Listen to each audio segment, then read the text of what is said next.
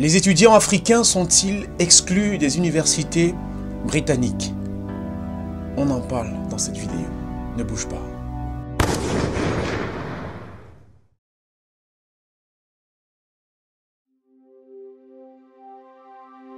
La Grande-Bretagne vient de mettre sur pied un nouveau type de visa pour sélectionner ou séduire les étudiants les plus brillants.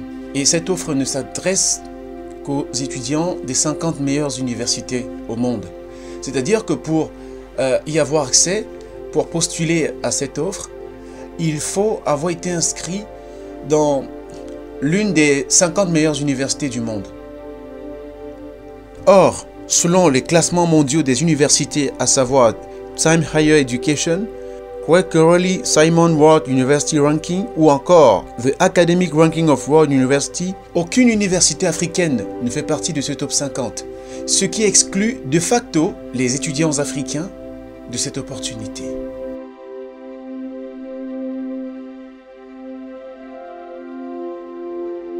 Ce critère discriminant a soulevé une vive polémique sur les réseaux sociaux et certains Africains ont commencé à crier à l'injustice. J'ai trouvé que certains étaient, mais alors, vexés pour cette décision. Mais moi, je ne sais pas pourquoi, ce n'était pas le cas pour moi. Je n'étais pas aussi vexé que les autres par cette mesure. Parce que les Britanniques, ils font ce qu'ils veulent de leurs universités. Par contre, j'ai été piqué dans mon orgueil et profondément blessé dans cet orgueil. Et vous allez comprendre pourquoi.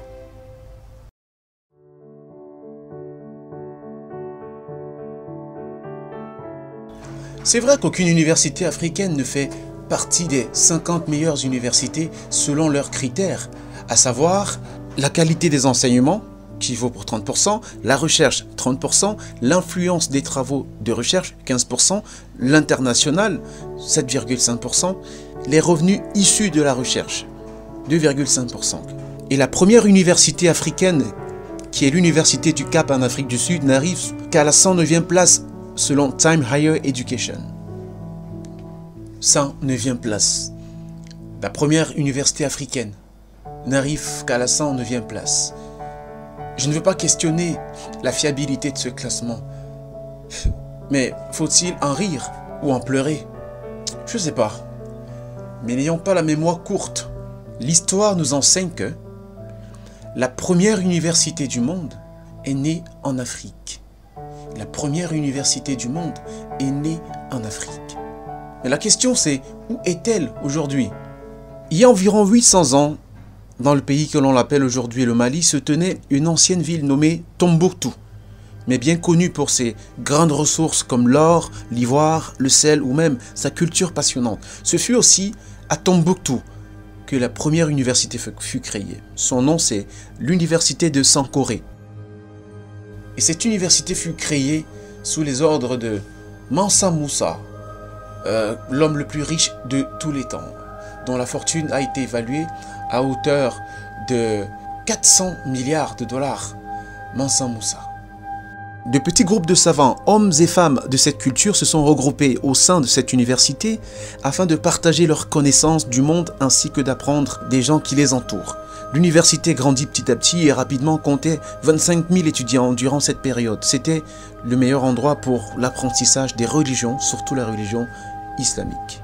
Les informations écrites retrouvées dans cette zone nous montrent que les ancêtres africains, très curieux, écrivaient sur du papier ancien, connu sous le nom de manuscrit, de nombreuses informations sur le monde dans lequel ils vivaient. Les écritures expliquaient, par exemple, des techniques pour compter les étoiles, des astuces pour la fabrication des dentifrices, ou encore des explications sur la pratique de la religion. Près d'1 million de manuscrits datant de cette époque a été retrouvé. Et je ne trahis pas un secret en disant que l'Afrique, c'est le berceau des cultures mondiales. La civilisation est née en Afrique. Les mathématiques ont été créées par les Africains. L'astrologie inventée par les Africains. L'agriculture par les Africains.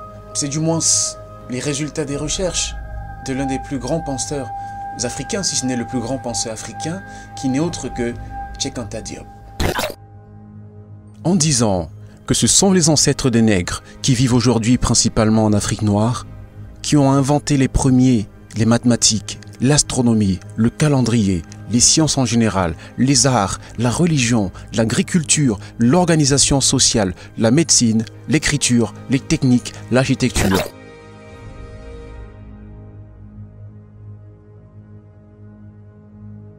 Alors quand je fais un tour dans le passé glorieux de l'Afrique, je me demande d'où est parti le déclin. C'est vrai que Tombouctou a été attaqué par des ennemis à l'époque qui venaient de l'Est, qui venaient du Maroc, selon l'histoire. Tombouctou est entré en décadence. Et Tombouctou n'est plus que l'ombre de lui-même aujourd'hui, je veux dire, par rapport à son passé glorieux, le point de convergence des grands penseurs, des grands chercheurs, c'était Tombouctou. À l'époque, c'était au Mali. Qu'est-ce qui s'est passé? Qu'est-ce qui a dû se passer? Entre-temps, quand on sait que Oxford, qui est la plus ancienne université dans le monde anglo-saxon, est toujours là, et encore là, et garde encore son prestige. Donc quelque part, on est tombé en déclin. On est tombé dans le déclin. Je veux dire, nos universités sont tombées dans le déclin. L'Afrique a toujours été un centre d'apprentissage, la vallée du Nil. Mais nos universités sont entrées en déclin. Et je crois avoir une idée sur ce qui explique ce déclin-là. Nos universités sont tombées dans le déclin pour la simple et unique raison qu'elles ne sont pas financées pour être des centres de recherche. Pour être des centres de recherche et de développement. La recherche et le développement, c'est là de remettre en question les connaissances existantes afin de faire progresser la science, afin de faire progresser le pays technologiquement. Mais nos universités sont-elles vraiment financées pour être des centres de recherche? La réponse est non. Partout en Afrique, on voit des chercheurs, des universitaires se plaindre du peu de moyens qu'on accorde à la recherche aujourd'hui. La plupart des universités prestigieuses en Afrique sont en Afrique anglophone. En Afrique du Sud. D'ailleurs, la première, l'université du Cap, c'était en Afrique du Sud. Il y a peut-être l'université du Caire, juste parce que c'est la toute première de l'histoire, je veux dire, c'est la plus ancienne, celle qui a été fondée, la plus ancienne de l'ère moderne fondée en Afrique. La recherche n'est pas financée en Afrique. Elle n'est pas suffisamment financée. Et d'après mes recherches, c'est peut-être dû à la crise économique que le monde a connue dans la décennie 80. Ensuite 90, il y a la dévaluation du franc CFA pour ce qui est de la zone économique franc. La recherche n'est pas financée. L'université n'est pas traitée comme elle devrait être traitée. Comme conséquence, nos enfants, pour avoir accès aux connaissances de qualité, sont obligés de s'exporter. Ils sont pour la plupart des exilés académiques, faute de mieux sur place. Donc, la solution n'est pas de faire comme les autres, de pleurnicher. C'est de doter nos universités de moyens colossaux pour permettre à la recherche d'avancer et donc de pouvoir former nos éléments sur place. Et on peut le faire. Chaque année, dans la plupart des pays de l'Afrique francophone, on dépense beaucoup d'argent pour exporter des marques de vin. On dépense beaucoup d'argent dans la bière. On dépense beaucoup d'argent dans la consommation des alcools. On dépense beaucoup d'argent dans des fêtes de fin d'année. On dépense beaucoup d'argent, mais on oublie l'éducation qui est le socle même de la société. On oublie l'enseignement supérieur qui est le socle même de la recherche et du développement. Et quand nous sommes exclus des classements mondiaux, on commence à pleurnicher. L'Afrique ne se développera pas en pleurnichant.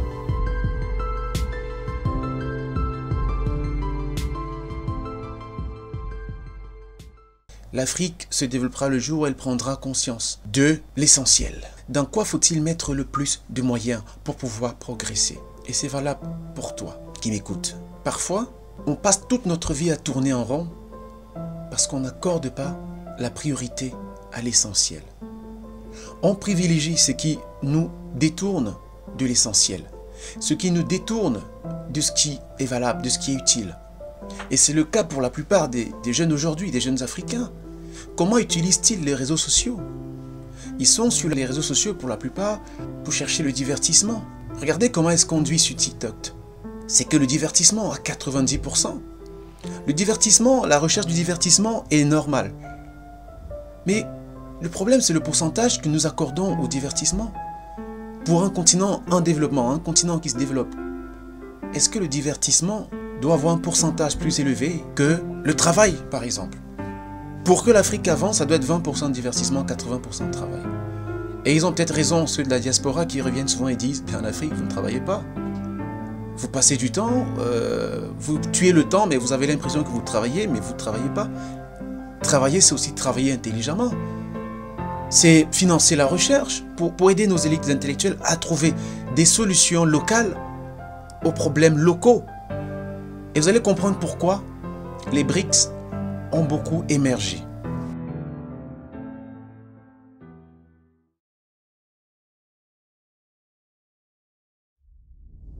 Jadis classés comme sous-développés, les BRICS ont progressivement pris conscience du rôle de la science dans le développement. C'est notamment le cas des pays émergents tels que la Chine, l'Inde, le Mexique, le Brésil, l'Afrique du Sud, etc. Grâce à leur solide attachement à la recherche scientifique et aux investissements massifs consacrés à l'amélioration de leur offre d'enseignement supérieur, ces pays sont désormais considérés comme ayant atteint un niveau de développement performant dans plusieurs secteurs. Je vais conclure. L'Afrique, je le répète, ne va pas se développer en pleurnichant quand elle est exclue. Ça montre encore à quel point on est dépendant. Dépendant de la vie des autres, dépendant des pays que nous critiquons à longueur de journée. Ce n'est pas particulièrement valorisant d'insulter le porc et de se nourrir de la viande du porc. Ce qu'il faut faire, c'est bien, c'est de réfléchir comment se passer du porc. Et c'est en trouvant des alternatives. Et pour ce qui est des universités africaines, si on veut des universités de haute facture, il faut financer la recherche. Il faut financer l'enseignement supérieur. Parce que c'est la priorité dans un contexte d'émergence, de développement. C'est là qu'il faut accorder la priorité. Et comme ce n'est pas notre priorité, vu le budget qu'on accorde à la recherche dans les universités africaines aujourd'hui, c'est normal que nos enfants aillent chercher la connaissance ailleurs, la connaissance de qualité ailleurs. Et après, on va commencer à pleurnicher, à se plaindre de la fuite des cerveaux. On va commencer à parler du pillage de nos ressources intellectuelles. On n'est pas très prévoyant en Afrique. On n'est pas très prévoyant. Et c'est ça le problème, c'est qu'on n'anticipe pas. Or, comme disait quelqu'un, gouverner c'est prévoir. Gouverner c'est anticiper ce qui pourrait arriver dans 10 ans, dans 40 ans, dans 50 ans. Et justement, dans 50 ans, j'ai bien peur que l'Afrique fasse face à un problème de ressources humaines de qualité à cause de la fuite des cerveaux. C'est un peu la version moderne de la fuite des hommes forts à l'époque de la traite négrière. On n'enlevait que les plus forts. Aujourd'hui, on enlève les plus intelligents. Ils restent là pour servir les pays d'outre-Atlantique ou de l'autre côté de la Méditerranée pour aider ces pays à se développer au détriment de l'Afrique. C'est le paradoxe africain. On sait tous ce qu'il faut faire, mais pour certaines raisons, on ne fait rien. On sait tous quelle est la priorité, mais pour certaines raisons, on ne fait rien. C'est pareil pour toi qui me regarde. Parfois, tu sais quelle est la priorité. À quoi tu dois accorder la priorité dans ta vie pour pouvoir progresser, pour pouvoir émerger. Mais pour certaines raisons, tu laisses ce qui est prioritaire pour mettre toute ton énergie sur les rébus, les choses de peu de valeur. Et c'est pour ça que tu tournes en rond. C'est pour ça que tu n'avances pas, tu restes figé, alors que la Terre continue de tourner autour du Soleil. Tu ne fais pas le moindre pas. Pourquoi? Parce que tu as perdu le sens des priorités. Tu l'as peut-être, mais pour certaines raisons, tu laisses ce qui est prioritaire pour accorder de l'importance aux choses de peu de valeur. Nous arrivons à la fin de cette émission, merci de l'avoir regardé. Avant de conclure définitivement, j'aimerais que tu me dises en commentaire ce que tu penses être pour toi la priorité des priorités actuellement dans ta vie. Qu'est-ce qui est vraiment prioritaire dans ta vie actuellement? Merci d'avoir regardé, abonnez-vous à la chaîne, sauf si ça n'est déjà fait, activez la cloche de notification pour ne pas louper les prochaines, partagez à vos proches et à très bientôt sur votre chaîne.